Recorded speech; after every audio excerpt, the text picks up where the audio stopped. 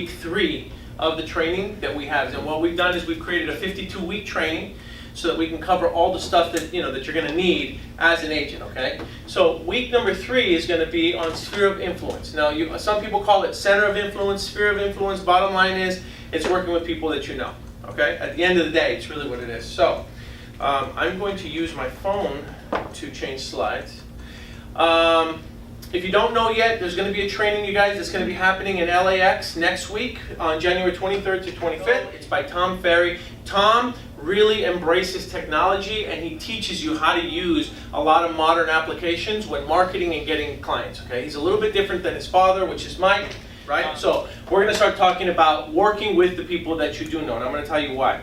So first slide, or second slide actually, CEO mindset. Okay, number 1. You want to make sure that you give before you receive, okay? And this is very, very important, because it's really easy to say, I'm going to go out there and I'm going to talk to everybody I know and I'm going to ask them for business and they're going to give business to me, right? So you want to make sure that you come from a position of where you're actually giving value, you're actually offering something. If you volunteer for a school or PTA, you feel more comfortable when you are talking to people about your profession when you've given stuff back. Does that make sense? So it's really important that you give before you receive, number 1.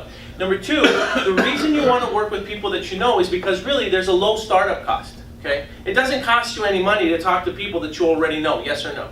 Right. No, right? It doesn't cost any money. Okay? So the startup cost is very, very little to none. Okay? There's 0 acquisition cost, people that like you, people that trust you. Okay? The tools, what are you going to need? You're going to need a phone and you're going to need your mouth. Okay? It's not like some of the other things that we've been teaching you. Some of the other things that we've been teaching you are going to require you to purchase services. You're going to need auto dialers. You're going to need headsets. You're going to need fees and dues to be able to go out and show properties. You're going to need a super key. Here, all you need is your phone and your mouth. Okay? It's really, really important that you understand that. This is why I'm suggesting that for everybody who's just getting started, right? If you're just getting your license, the first people that you want to go out there and you want to talk to are the people that you know. Okay? That's the very, very first. And I'm going to teach you how to be tactful when you do that. Okay? Now, this is also immediate business. Okay? Because when you're going out there and you're doing some of the other things that we've been teaching you, right? When you're prospecting and you're calling people, if it's not an expired listing and it's not a for sale by owner, right? Most of the other stuff is business that's going to take some time to incubate. It's going to take some time because you're going to talk to someone and they may not make a move for the next 6 to 8 months. But when you're talking to people that know you, that like you and trust you, right? They may not make a move right now, but they might be able to refer you to somebody that is going to make a move right now. I hope that makes sense, okay? So it's now business, all right? Now, 7 times factor, what does that mean? Okay, it's very important that you remind your friends, your family, people that know you, people that like you, people that trust you. Hi. It's really important that you remind these people about what you do. Okay, and I want you to think about this. How many times does it take for you to see a commercial before you actually go out and make a purchase? On average, you think? 10 more. 10? So the industry says it's about 7 times. So it's about 7 times for you to see something before you actually decide that you're going to go out there and you're going to purchase it, right? Now, if in real estate, for some reason, people think that they can go tell someone, "Oh, I'm a real estate agent. Oh, I'm a real estate broker. Oh, I'm in the real estate industry." They think they can say it a couple of times and then they're automatically going to get business. Okay, that's not how it works. Okay. With your sphere of influence, you're going to want to make contact with them and you're going to want to remind them, a minimum of 4 times a year verbally. Okay? A minimum of 7 times using all the tools that we're talking about, right? But it's really important that you remind them on a regular basis. Now, don't just assume that just because you're connected with somebody on social media, right? That, they're going to see all your wonderful posts and all your posts about the houses that you're looking at and all the posts about you getting your license.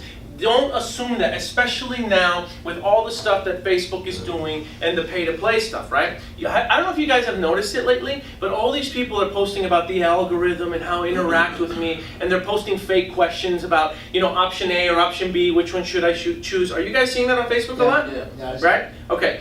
Listen, I don't have a problem with people wanting to use Facebook as a tool to market themselves, but really what they're doing is, it's fake interaction. They're simply doing that because Facebook's new algorithm shows people's posts a lot more when they see that people are interacting with that post. So the only reason they're asking you, which do you prefer, my card A or my card B, is because they're hoping that people interact so that it shows up higher when people are looking on their Facebook screen. Okay? That's the reality of it. And really what Facebook wants is they want you to spend money boosting posts, okay? So if you're not doing that stuff and you're not doing fake interaction and you're not trying to get interaction from people, then you can't assume that people are going to see that on social media. Don't assume that just because you're posting that stuff, everyone's seeing it and everyone's going to remember that you're a real estate agent, real estate broker, loan originator. Because that's not necessarily true. All right? Now, people will help you grow your business if you ask, okay? If you ask, all right? Have you guys ever heard the statement, a closed mouth doesn't get fed? Right? Okay. So you have to get good at speaking to the people that know you, that like you, that trust you already, and learning how to ask them for either their business or for the business of people that they might know. It's very important that you learn how to get comfortable with this. All right? Also, you know a lot more people than you think. Okay? This is huge, okay? When you sit down and you really start to think about it, you know a lot of people. You just have to go and put them down on a sheet of paper and make a list of everybody, and we'll talk about that in a little bit, all right? People do business with people they like, right? And as long as they know you and like you and trust you, you've got your foot in the door, yes or no? Yep. Right? It's important. Your clients, just so you know, are everyone else's clients, okay? That's huge. So just because you have a friend who you think is going out there and going to buy a home, doesn't mean that they aren't being approached by other people as well. All right? So your clients are everyone else's clients. And if you don't approach them first, right, there's a good chance that they might work with somebody else. And I got to tell you that there is no feeling more horrible in the world than showing up to a friend or a family member's house for a family activity and seeing a for sale sign on there from somebody else other than me. Oh, man. Okay? Because what that did was it indicated to me that I didn't voice my profession enough to that person, right, in order to represent them. That's really, because at the end of the day, whose fault is it? Yours. It's your own fault, right? Okay, so you got to make sure that you approach them before anybody else. And then you also have to keep in mind that 70% of the clients out there are going to work with the first person they come into contact with, okay? Now that's good and bad, okay? That's good because if you can get to them first before anybody else, you've got a 7 out of 10 shot of getting that business, all right? That's also bad because that means that if you don't do your job and get to them first, they could potentially be working with an agent who cares less about them and is more interested in their own self-interest. Does that make sense? Mm-hmm. Right? So it's not only important that you get to them first just because you want the business, it's important to them that it's important to you and to them that you get to them first so that way they're well taken care of. Yes or no? Yes. Yes. Right? That's huge. Huge. Okay? Now, we're also going to talk about past clients. Past clients are considered your sphere of influence. So anybody that you've worked with in the past, for the veteran agent, those are your sphere of influence as well. Okay, so that's the CEO mindset, right? When you're working with sphere of influence and past clients. All right, now, here's what I want you to do to get started working with your sphere of influence. Number one, I want you to make a list, okay? I want you to sit down, pull out an old-fashioned, you guys know what a piece of paper is and a pen? Right? Okay? Those things. Heard of them. You know, it's funny. My kids are used to doing everything on tablets and laptops these days, and Chromebooks, right? So, and they do use the binders. But when they came to our office here, my son was asking me for line paper yesterday. I'm like, babe, we don't have any line paper here. Okay, so here's what I want you to do. I want you to make a list, get a sheet of paper, and start writing out people's names, okay, and their numbers.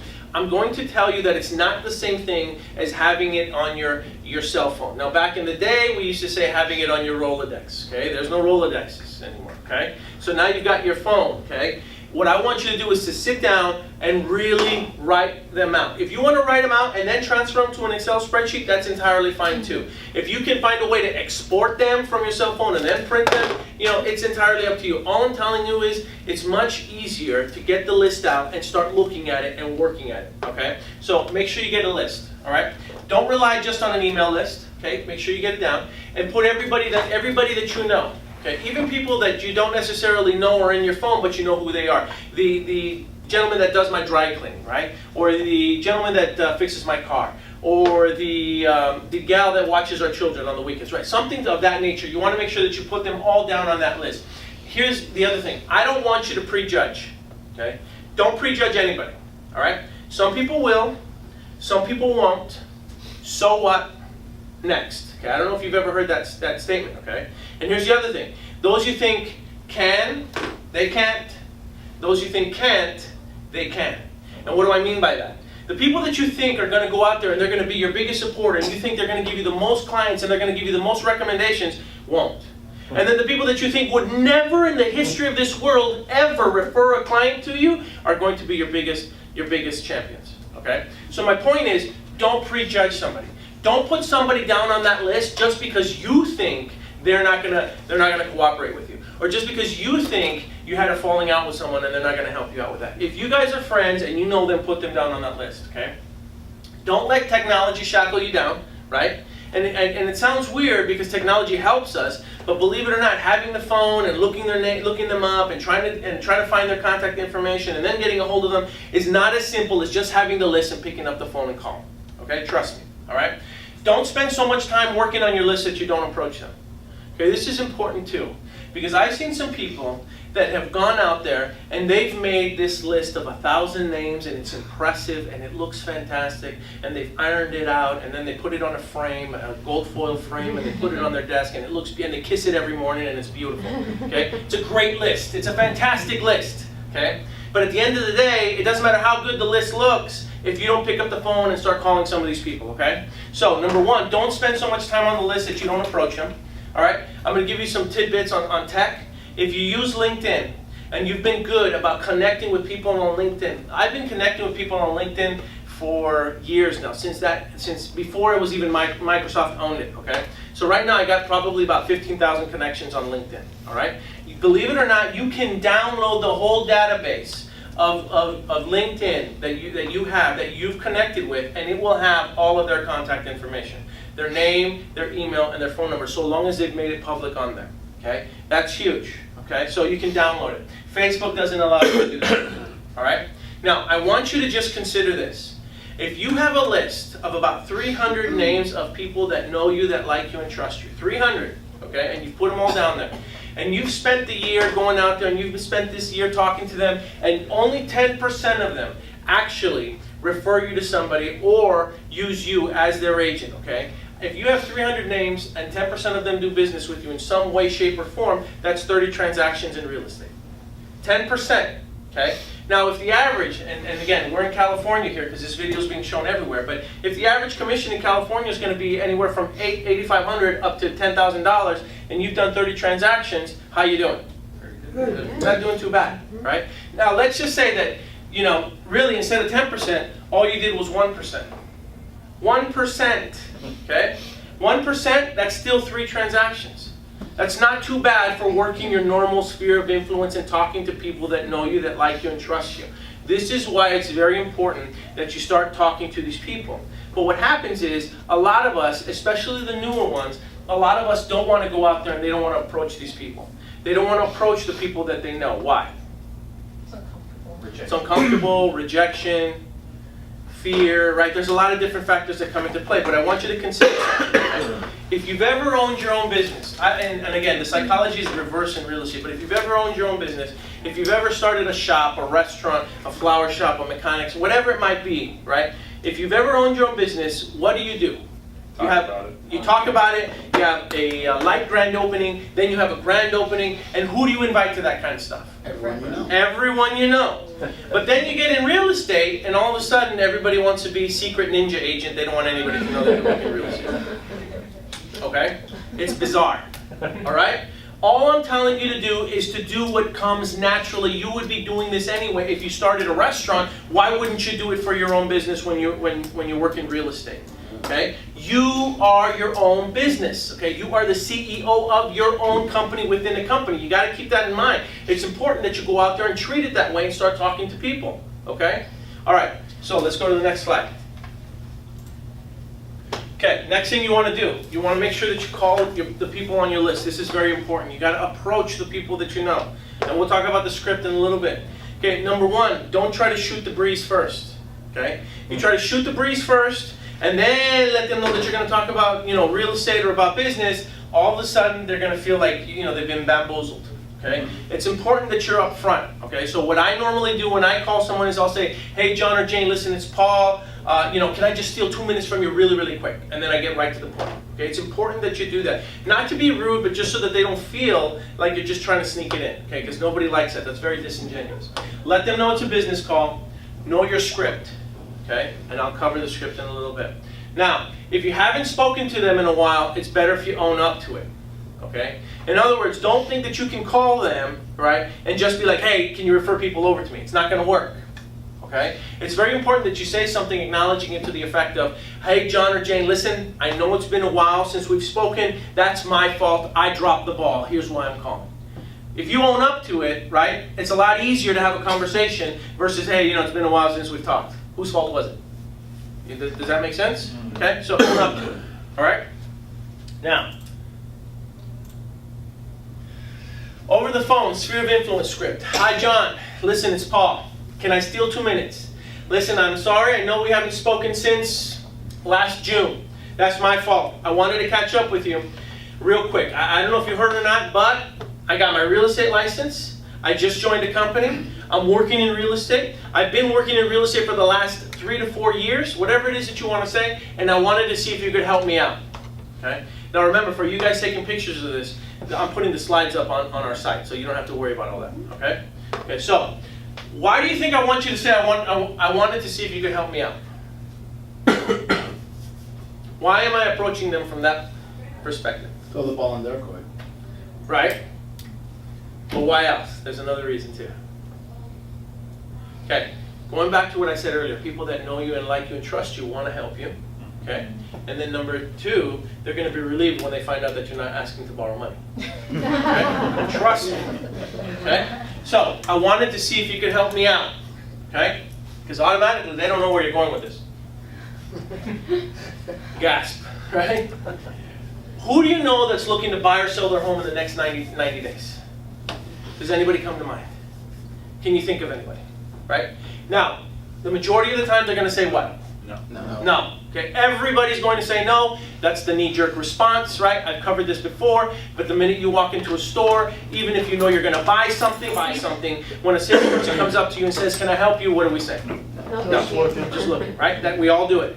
Okay, so don't take offense to it when they say no immediately, right? That's a normal response. We all do it. We're all guilty of it, okay? So does anybody come to mind? No, nobody comes to mind. Okay, no, terrific. Listen, I appreciate you taking the time to think about it. Tell me. On to the next slide. I'm sorry. Here's what I'd like to do. I'm going to mail you out a few of my business cards. If anyone comes to mind or mentions that they're thinking about making a move, can I count on you to give them that card or give them my information? Okay? Now, what are you doing? You're getting their buy-in. You're getting them to commit, Yeah. right? Can I count on you to just give them my information? I promise I'll take care of them, and if anything comes out of it, I'd love to invite you out to dinner. I promise I won't forget about you either. Okay? What's your mailing address? You get their mailing address.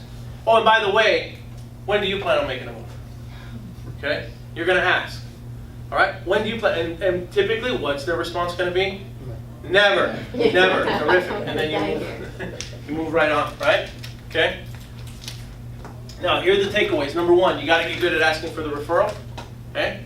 Number 2, you have to get the current address. Number 3, you want to make sure that you ask them if you can count on them. Right? Because what that does is it puts a little bit of added responsibility on their lap. And when they get those business cards in the mail, right, and you mail it to them or you hand deliver it to them, right, when they get that, they feel almost a sense of responsibility. Right? So can I count on you? And then you want to ask if they're planning on making a move. Okay? You can't hang up the phone without asking them. All right? Because the last thing you want to find out is, well, you never asked. Right? Okay? When do you plan on making a move? Then what I want you to do is follow up in 3 to 5 days to make sure that they got the business cards. Okay, just follow up. Hey, did they arrive? Unless, of course, you went and dropped them off. If you went and dropped them off, no, right? But make sure you follow up, and then make it a point to call everybody that you know at least once per quarter. Okay, that same list, at least once per quarter. Going back to what we said in the initial slide, it takes a person a minimum of 7 times for them to hear a message before it actually impacts them and they make a move or a buying a decision. Okay, so you have to make sure that you contact these people. All right. Okay, next slide. I have a question, Paul. Do you mind? Is that okay? Sure. For someone like in my situation, I haven't taken the exam yet, but I'd like to get started on this. I don't have business cards yet. What do you suggest? Okay, I so do instead? really what I would start doing then is start shooting out some emails or just making contact with them or building that list. Mm-hmm. And then if they have the referral, start working with them. Okay. Now if it's a buyer, we can start working with them now, assuming that by the time your license does kick in, remember, a buyer could take anywhere from 4 to 6 months, right? But start working on it now, because you don't want to find out that there were missed opportunities that Yep. you could have worked with while you were taking the exam. Yep. Okay? Okay. All right. Now let's talk about past clients. Okay? Past clients. So if you are a veteran agent, you have past clients. Okay? You always have past clients. Now, even if you're not a veteran agent, if you were involved in another business, then you have past clients. Okay? If you were ever a business owner or people that you work with. All you really need is a legitimate reason to call your past clients. This is also your sphere of influence. Okay? What are some of those reasons? Number one, anniversary of when they purchased the property. Right? So if they purchased the property, a year later, what I used to do is I would actually go and visit them on the anniversary. Nobody ever thinks about the anniversary of when they bought the house, okay? But if you show up a year later, right, and you have like a $5 Starbucks, $10 Starbucks gift card and say, hey, happy anniversary, I just wanted to say this was the day that you purchased the home a year ago, 5 years ago, whatever it might be, that's pretty impressive, right? Okay, it shows that you care. A 6-month checkup into the transaction. So if you had a recent transaction that just closed, it's a good idea to call them 6 months later just to see how they're doing, just to see how the home is holding up, all right? Their home warranty. Okay, so if the home warranties are going to expire, it's a good idea to make sure that you have a copy of the home warranty so that you can go give it to them. So remember that they only last about a year. A year later, you show up with the home warranty and you say, "Hey, look, I just want you to know it's gonna expire. It's probably a good idea to extend. Oh, and by the way, is there anything that I can help you with? Oh, and by the way, do you know of anybody that's thinking about making a move in the next 60 to 90 days? Oh, and by the way, when do you plan on making a move again?" Right? Okay. You want to again reach out to them a minimum of 7 times using all the tools. 4 times by phone, and then I'm going to give you 3 other ways to get a hold of them. Okay. All right. Next slide. In person. All right, we talked about this. Give before you receive. Very important that you do that. Volunteer, participate. Okay, it's easier to get business from people when they see that you've actually given before asking. Okay, so you want to give before you receive. Volunteer. Invite somebody out to coffee, lunch, etc. Okay.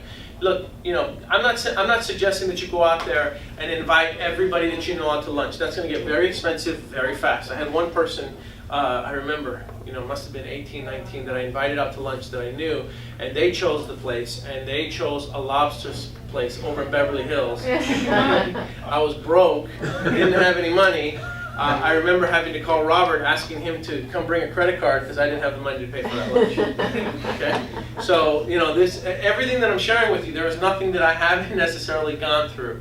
So make sure that you invite them, and coffee is probably the best and cheapest and most inexpensive way to have that personal contact. And all you're going to do is you're going to invite them out and you're going to ask about them.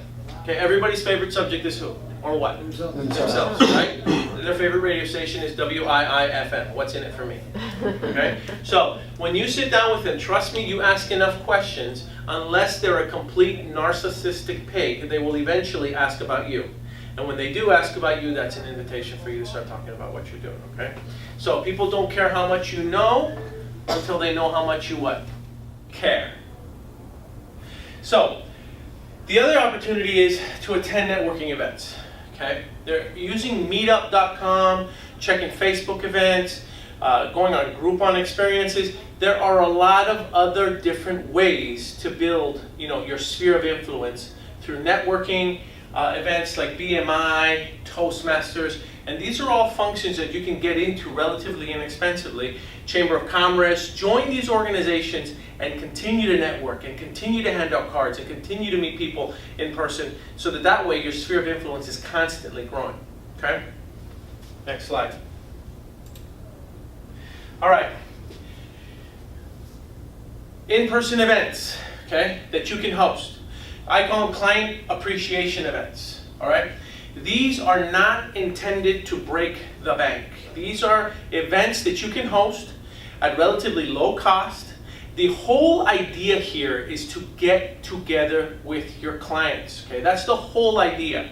And so the truth is, you can go to this website. It's called timeanddate.com/holidays/fun. And if you go to that website, they have a whole list of special, not necessarily holidays, but special days. There's Squirrel Appreciation Day. There's Donut Day. There's Chili Cook-Off Day. There's a whole bunch of days that most people don't even know about. What I would suggest is that once a quarter, you host a client appreciation event And what you do is you essentially, for very little to no money, find a place. Theoretically, you could host it in the office, or you could even host it in your own home if you'd like to. I know that there's some restaurants that will let you use their conference room locally in South Pasadena. There's Carol's that you can go and you can just borrow the conference room area in the back. Some Denny's have that as well, if you don't want to do it at the office or at your home. And what you can do is invite people over. You know, you could. I know that we had one of our agents here. His name was Grant, and his whole team. What they did was they hosted a donut day on National Donut Day, and they had each of them bring a dozen donuts. And then what they did was they invited all of their friends and their family to come participate in the wide array of donuts. So the truth is, there's a lot of small things, small activities, small client appreciation days that events that you can host, and just invite people over so that way they can learn a little bit more about what you do in a casual environment, and it's just another opportunity for you to speak to people, again, without having to break the bank. Okay? Be creative, use it as a tool to get people to come together, and again, try to host one per quarter. Okay, so working your sphere of influence, right, when you haven't been able to get a hold of them via phone. If you've reached out to them by the phone and they haven't responded, the next best thing is to start reaching out to them using all of the other social media and mediums that are made available. Number one, text them a video message, okay? Send them a message making sure that you include their name. In other words, you can't just create one generic video message that you want to send to everybody. Yes, it takes a little bit longer doing it this way, but it's much more personal and they know that you're speaking to them. Get a video message on your mobile phone, send it out. You can send it through text. You can use that same video message. You can send it through Facebook Messenger. You can send it through Instagram Messenger. There's a lot of different ways that you can do it, but you want to make sure that if you can't get a hold of them on the phone, then at least shoot them over a video message. The other thing that you can do is you can use BombBomb to send them a video email. Now, I know that in the beginning I had a lot of hesitations about sending people video emails, and I was worried about the way I look, and I was worried about the way I sounded. But at the end of the day, the truth is they're really only going to look at it for just a few seconds, and the reality is most people don't have that much time in their life to sit there and critique your video email message or your video text message that you've sent over to them. So I wouldn't worry about it. The key here is consistency over quality and just sending out that message, right? The idea here is just to reach out to them on a regular basis, okay? So make it personal. You can email them that message. You can message them on Facebook and Instagram. And again, you can also do it on LinkedIn, all right? There are also text messages that you can send as well, and we're going to talk about that in a little bit. So, text messages. If you're going to use text messages, which is fine, you know, in this day and age, it's very common that we all communicate through text messages. So some of the shorter messages that you could send that have proven successful and that have initiated a response have been messages like this. Hi, John. I wanted to ask you a favor. When can I steal 2 quick minutes to chat? Right? Hi, Jane. I need your help with something. When can I steal 2 quick minutes to chat? Now, the idea here is to keep them curious enough to where they're engaged in their response, and they respond, but more importantly, it also sounds like you're asking them for a favor, and again, they don't know where you're going with this, so it's going to elicit some type of a response. They're going to want to know what's up, really. So those are 2 short and simple messages that you could use. Once they respond and say, sure, what's going on, what's up, how can I help? The next message is going to be something to the effect of, I'm sure that you know by now, I've got my real estate license, I've started my real estate career, and I started working with a new company. I'm a real estate agent, if you haven't figured it out yet, whatever it may take, and I wanted to see when I might be able to steal 2 minutes just to talk to you a little bit about what I'm doing, right? Or something to that effect. Okay? Gratitude. All right. This is very, very important, okay? So, every time someone you know refers you a client, whether that lead turns into something or not, whether that lead responds to you or you reaching out to them or not, I want to make sure that the person sending over the referral or making that referral to you understands how appreciative we really are about them sending that contact over to us. So the way it works is if someone refers a client over to me, immediately I'm going to shoot them over a quick $5 Starbucks gift card. Now, in the past I used to mail them, but these days with the mobile applications, you could easily send an electronic gift card, right, over a text message with the new iPhones, and I think with the Android Pay as well. So the truth is, it's not necessarily the quality of the lead that determines me sending it out. It's just the mere fact that they did that gesture and sent me the lead. I'm immediately going to send over a small, real quick Starbucks card just so they can go and get a cup of coffee as a thank you to them for making that referral over to me. Okay. Now, every time there's a milestone with the referral, I'm going to acknowledge it. Okay, so they send me the referral, let's say it doesn't go anywhere, I'm still going to shoot them over an electronic gift card, right? They send me a referral and you know what, I'm making progress, I'm actually showing them homes, or I had an opportunity to meet with them in person. I'm going to send them a quick text message, hey, thanks John or Jane for sending that referral over to me. You know, I just finished meeting with them, they're really excited about the process. You know, thank you, here's a quick Google Play card, Google Play electronic gift card so that you can watch a movie on me. Rent them a small movie. The movie might cost about $4.99 on Google Play, and you could send that as a gift, right? Again, it's not the size of the gift card that really counts, it's just you acknowledging what they did and then keeping them a part of the entire story, right? So, let's say they submit an offer. At this point, it's been about 3 times now that I've reached out to the person that sent me that referral. Hi, John or Jane, listen, I'm so excited to let you know that we just finished submitting some offers. I'm sure one of those offers is going to get accepted. Oh, and by the way, here's a $5 gift card to Spotify. Listen to this song on me. You send it over to them, right? It could be iTunes, whatever it might be, right? The minute they open escrow. Hi, John or Jane, listen, guess what? We just opened escrow. I'm so excited about the fact that that's going to be their new home. This time I'm going to shoot them over a $10 gift card to wherever it might be, right? Electronic gift card. Close of escrow. Now I'm going to call that client up. Hey, John or Jane, listen, I'm so excited about the fact that we just closed escrow. Your friends and our friends and my clients are now homeowners. And listen, just as a token of my appreciation, what I would really like to do is I'd like to take you and your family out, just as a token of my appreciation, right? And then you invite them out, you bring your family, you go with them. Now, theoretically, if you could get all parties involved, that would be fantastic. And the best thing to do is typically to go to those big, large tables like a Benihana's or something to that effect, where everybody can sit around the area and everybody can talk to each other. That's probably the most comfortable environment to be in. But the key here is to go out there and actually invest time. I mean, it's really easy to just send somebody, you know, a gift basket. But if you spend time with them, right? Time is our most precious commodity. And if you invest time with them and you go out with them and you bring your family and you show them that you care, that speaks volumes, okay? And it's very important that you reward the person for making that referral just as much as you reward the client for having them entrust you with what is the largest financial investment of their life, really, okay? The financial decision of their life. So it's very important that we demonstrate gratitude. Gratitude towards the person making the referral and gratitude towards the client for entrusting us with that business, okay? All right. And this is just a sample of some of the different screenshots that they have on the iPhone, for instance, where you can send Starbucks gift cards electronically. You pay through Apple Pay. I'm sure that there's an Android version of that as well, but it has never been easier to send someone electronic gift cards that they can utilize with their phone or with their QR codes. Next slide. All right, so this is our final slide.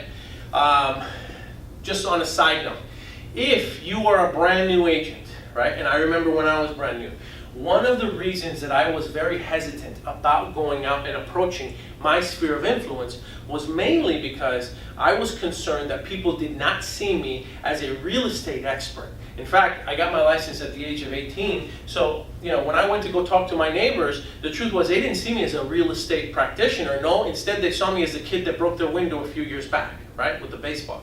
So the truth is that if you're brand new and you're just getting licensed, regardless of your age, there's going to be some hesitancy because you're afraid, and as was I, of what people are going to think think about you, and they're not going to give you perhaps a level of respect that you think you should have in this profession. The next thing that you can do is you can find a veteran agent that you can work with, right? Partner up with a veteran agent, and you basically let your contact, your client, your family, your friend know that, hey, listen, don't worry. I know I just got my license. I understand that. But the truth is, I'm working with one of the best of them, and he or she is going to be walking us through this entire transaction. You don't know how lucky we are to have this person helping me, mentoring me, molding me, but at the same time, working on this transaction for you. And I'm excited about the possibility of working with you, and I'm just as excited about having this person work side by side with me as well. How does that sound versus not going out there and talking to your sphere of influence and then finding out 4 to 6 months later that they ended up working with another agent because we were too scared about our past, right? Versus actually talking to them about the possibility. Okay? So that's my recommendation. If you're not reaching out to your sphere of influence because you're a little concerned about what they're going to think about you, partner up with a veteran agent, work with a veteran agent, lean on the successes of the veteran agent, lean on the reputation of the veteran agent, and make sure that you guys work that transaction together. Because keep in mind, again, your clients are everyone else's clients, and it's your job, it's your duty to get a hold of your sphere of influence before someone else does so that you can take better care of them.